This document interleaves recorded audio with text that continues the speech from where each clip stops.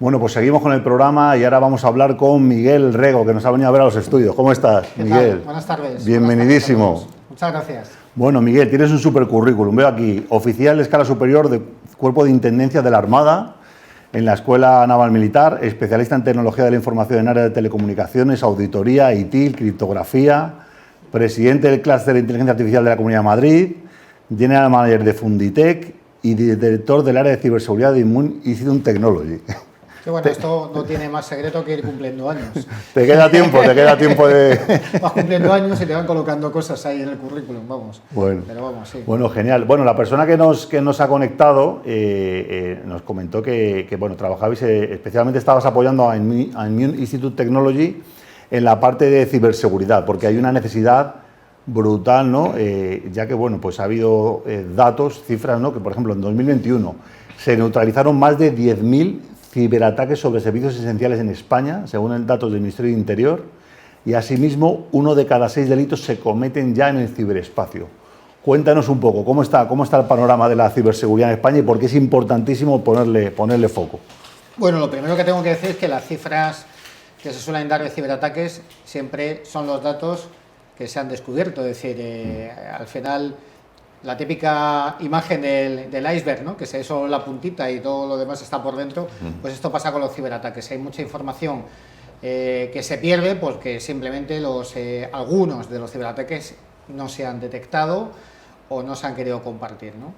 Entonces, bueno, la realidad que estamos viviendo es una realidad que es consecuencia de todos los procesos de digitalización y de transformación digital que está sufriendo, yo diría, o disfrutando, mejor dicho, la sociedad, la industria, la economía. Tú has empezado el programa hablando de la importancia creciente que tiene la inteligencia artificial y ahora mismo estamos viendo solamente la prehistoria, ¿vale? De todo lo que está por venir, porque yo creo que va a estar omnipresente. Lo que sale a la luz. Sí, va a ser tremendo, pero una cuestión fundamental que nos tenemos que plantear desde ya es cómo hacemos que no solamente los datos, sino los propios algoritmos, los modelos de inteligencia artificial sean seguros en términos generales para evitar que alguien los manipule, robe los datos o inyecte información falsa, etcétera. Bueno, esta es una realidad y es un ejemplo y lo que sucede es que ahora mismo pues cualquier actividad industrial, la economía,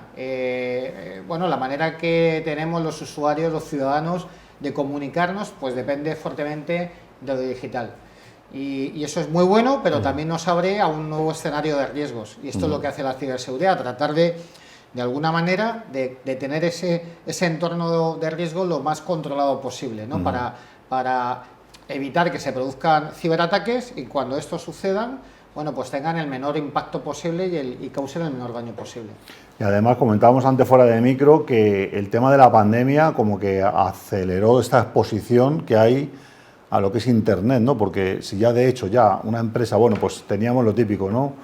Una infraestructura dentro de la empresa físicamente, no existía el cloud computing hasta hace pocos años, había lo que se llamaba la zona desmilitarizada, ¿no? Donde bueno, ahí ponemos servidores y los atacan, pero no atacan a la empresa, y ahora sin embargo tenemos la computación en la nube, ¿no? Sí. Tenemos también el tema de la gente que trabaja desde casa, que incluso muchas empresas ya no ponen el dispositivo a los trabajadores, le dicen bring your own device, ¿no? Llévate tu portátil y... Sí, lo que ha sucedido en la pandemia que se ha observado es que muchas o algunas organizaciones se han visto abocadas hacia la digitalización. Desde luego en muchos casos no se ha seguido un proceso formal de transformación digital ni de digitalización, sino que de alguna manera pues han tenido que sobrevivir a la realidad a la que se enfrentaba. Totalmente. De tener bueno, pues que usar fuertemente las tecnologías y sobre todo, bueno, pues tener que mantener las operaciones con los empleados en cada uno en su casa, ¿no? Y esto también, tú comentabas de las redes desmilitarizadas y tal, bueno, pues efectivamente cuando hace unos años empezábamos a estudiar este tema de la ciberseguridad, pues hablaban de las arquitecturas seguras y de los cortafuegos y de este tipo de cosas. Bueno, la realidad a la que nos enfrentamos es que ahora el perímetro no existe, es decir, tenemos que llevar la seguridad hasta el dato y el problema es que el dato lo llevamos a todos los sitios, es decir, lo tenemos en casa cuando trabajamos como empleados, lo llevamos en nuestro smartphone como ciudadanos. Ahí está un poco el problema, es decir,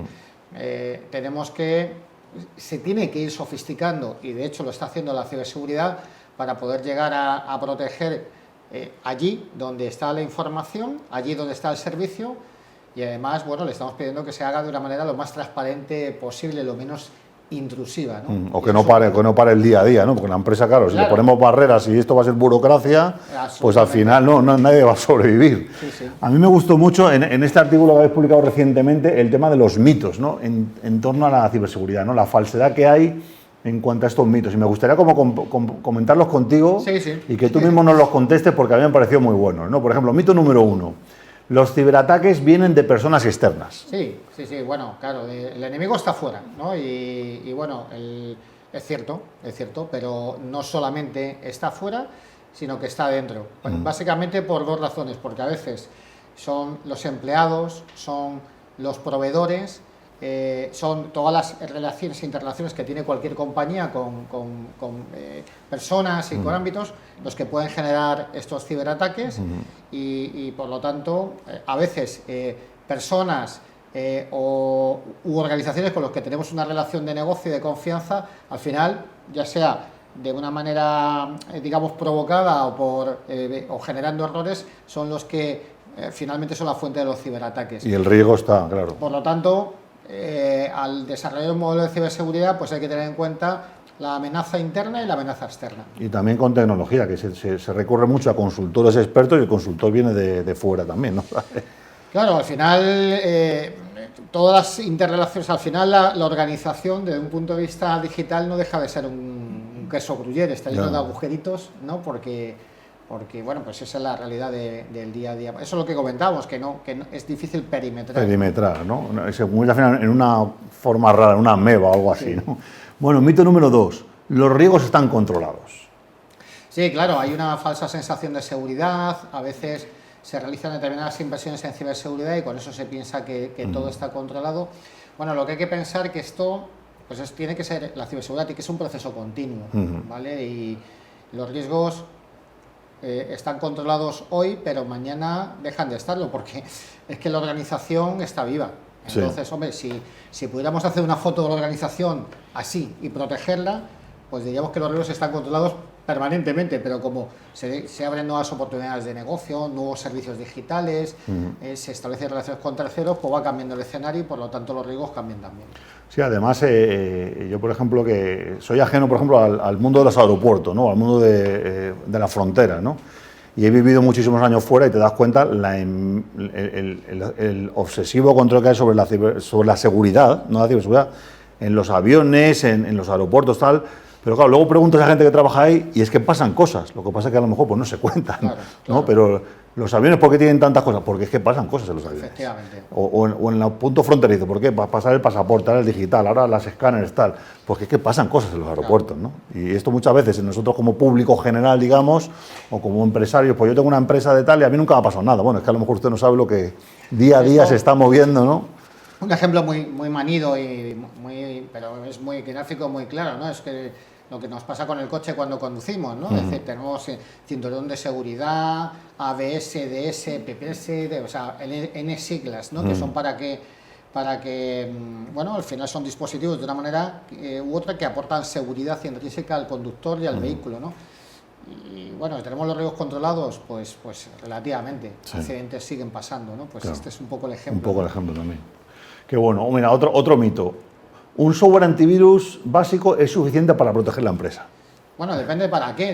De virus básicos sí, pero claro, el problema, la mala noticia es que hay muchas posibles vías de ataque. Bueno, estamos hablando de los ransomware, pero estamos hablando directamente de robo de información, estamos hablando de sabotajes, estamos hablando de ataques de acciones de servicios. O sea, hay una taxonomía de posibles ciberataques y los antivirus solamente protegen de una parte muy concreta y muy específica, ¿no? O sea, volvemos a hacer el ejemplo de siempre de la seguridad tradicional, ¿no? ¿Robaron un banco? Pues seguramente habría policía. ¿Robaron tal? Pues seguramente habría un guardia de seguridad o habría una alarma, pero sí. No fue suficiente, ¿no? Sí, sin duda. Otro mito, ¿es suficiente con asegurar el sistema y los dispositivos de la empresa? Bueno, ya hemos comentado que eso probablemente hace unos años era correcto, cuando estábamos trabajando, sobre todo en esa etapa de los mainframe, ¿vale? Donde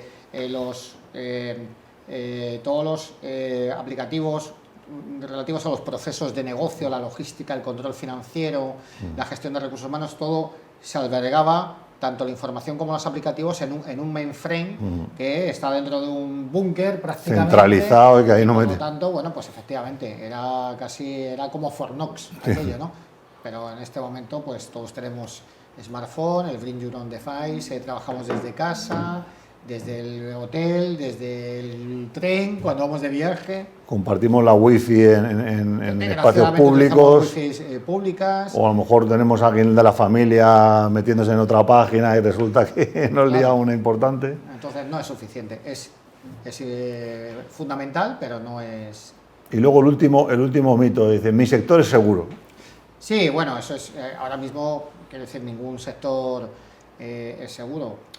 A ver, Comentábamos antes, ¿no?, en antena, que un fabricante de latas de conserva, que fue atacado, una empresa de 200 personas, pequeñita, y parada la empresa durante semanas. Claro, o sea, porque lo que comentábamos antes, o sea, al final como el proceso de fabricación y de manipulación alimentaria depende de sistemas, pues a partir de ahí podemos bloquear esos sistemas. Hay que pensar también que en muchas ocasiones el objetivo de un ciberataque no es robar información, o sea, en muchos casos sí, pero en otros básicamente es bloquear los servicios de la compañía, o sea, aquellos que están facilitando la actividad empresarial, básicamente.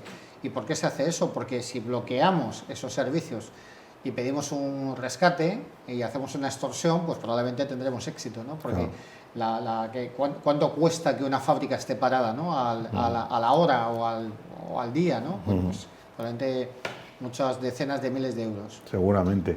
Bueno, ahí está la apuesta de Immune Institute Technology, porque además hay un déficit, ¿no?, de profesionales del área de ciberseguridad. Claro. ¿Cómo está un poco el patio? Porque trabajo hay, ¿no? Lo que no hay son... Bueno, falta el patio formación. para lo que nos dedicamos al mundo digital no es malo en esta época del mundo, ¿no? Y en este momento que vivimos, pero yo quisiera destacar el tema de la ciberseguridad. Ya se lleva arrastrando unos indicadores que comentan que existe claramente a nivel global, ¿vale? Pero luego tenemos datos de Europa, tenemos datos específicos de España, existe un déficit entre oportunidades profesionales y candidatos, ¿vale? Esa es la realidad y es un déficit permanente, o sea, hay compañías que permanentemente tienen como 50, grandes compañías, tienen 50 o 100 posiciones sin cubrir permanentemente, es decir, ¿por qué? Porque además, por otro lado, precisamente a este déficit y a esta realidad del mercado, el nivel de rotación en las posiciones de ciberseguridad es relativamente alto, ¿no? Claro, se pagan bien, hay competencia entre las propias empresas, se quita unos a otros. Hablamos de compañías que están sufriendo anualmente un 30 y un 35% de rotación. De turnover, madre mía. Que es tremendo, ¿no?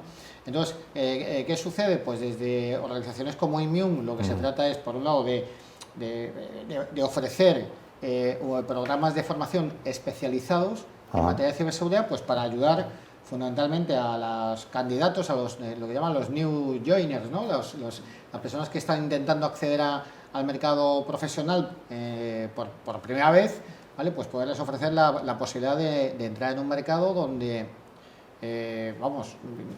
no hay paro, ¿qué quiero decir?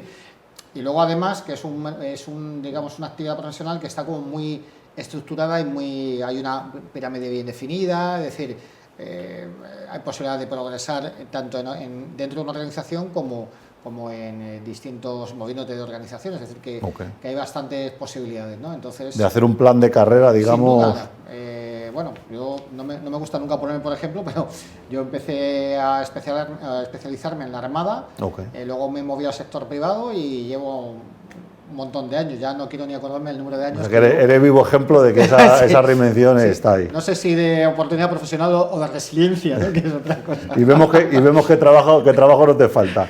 Cuéntame, porque veo que tenéis formato bootcamps y formato máster. ¿Cómo funcionan? Mira, los bootcamps es un invento de hace relativamente poco, en el que se trata de ofrecer en un formato como muy intensivo, ¿vale? Formación totalmente orientada a competencias profesionales. Es decir, Vale. normalmente cuando se hace un bootcamp tienes que tener muy claro cuáles son las posiciones que tú quieres al final haber formado para darle esa orientación a la formación. Vale. Y otra característica fundamental de los bootcamps es, como se dice, como son hands-on, es decir, es como muy práctico. La teoría está bien, por supuesto, hay que conocerla, pero siempre está muy orientada a la adquisición de skills y competencias orientadas a ese perfil profesional. El máster es una formación menos intensiva porque se prolonga más en el tiempo, aunque y también quizá orientada a un abanico de perfiles profesionales un poquito más amplio que el bootcamp. Ok, vale, perfecto. Pues además, certificado también por la Universidad de Villanueva, sí, y la página immune.institute. Es una nueva extensión de dominio. Así es. Bueno, pues la verdad que pues Miguel, estamos encantados de que hayas estado por aquí. Muchas gracias por habernos aclarado sobre los mitos, ¿no? Que sepa que nadie está libre de esto y que tarde o temprano, también se puede invertir en tu propio personal porque es una muy buena vía de reciclaje profesional. Alguien que haya estado de pronto o fuera de la tecnología o fuera del sector que pueda inventar, son nuevas profesiones. Sí, sin duda, este concepto del reskilling, upskilling y demás, lo que busca básicamente es que profesiones que a lo mejor ahora son menos demandadas, o profesionales que están ocupando puestos ahora menos demandados, se puedan reorientar a competencias digitales donde el abanico de posibilidades es enorme y, lo que comentábamos antes, un mercado profesional clarísimamente en alza. Y sobre todo también el tema de hacerlo práctico, porque aunque haya mucha teoría detrás, al final en la empresa lo que te van a decir, sabes manejar esta herramienta, tienes que utilizar el Linux de esta versión, sabes utilizar esto, tal, y al final va a ser... Bueno, en general el que se dedique a una actividad digital necesita práctica. La teoría está bien, pero la teoría se la estudia uno, pero es práctica.